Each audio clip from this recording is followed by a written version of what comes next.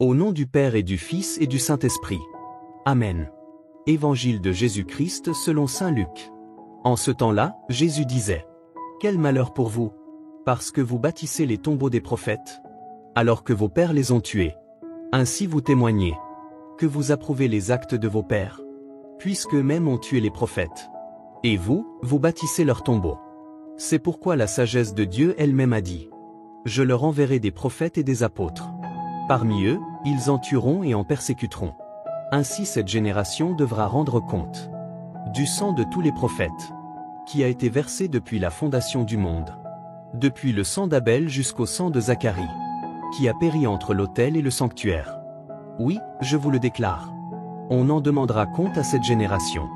Quel malheur pour vous, docteurs de la loi, parce que vous avez enlevé la clé de la connaissance, vous-même n'êtes pas entrés, et ceux qui voulaient entrer, vous les en avez empêchés.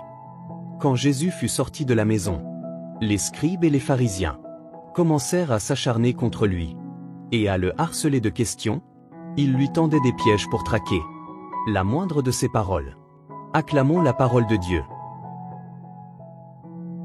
Seigneur notre Dieu, tu ne nous sauves pas à cause de nos mérites, mais par la foi qui s'ouvre à ta grâce.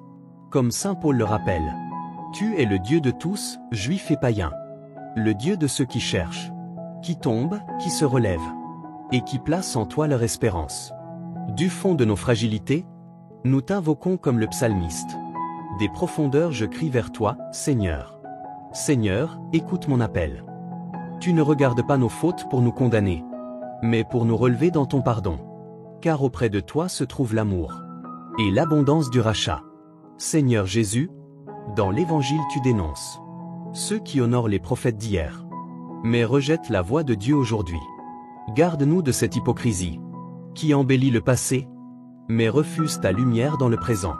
Ne permets pas que nos cœurs se ferment à ta parole vivante, ou qu'ils se réfugient dans les apparences. Nous te confions tous ceux qui vivent dans la culpabilité, la maladie, la solitude, le doute ou la peur. Qu'ils découvrent en toi un Père qui pardonne, un Sauveur qui relève, un Esprit qui console et renouvelle.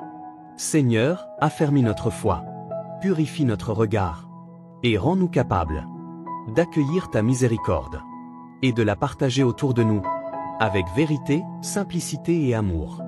Amen.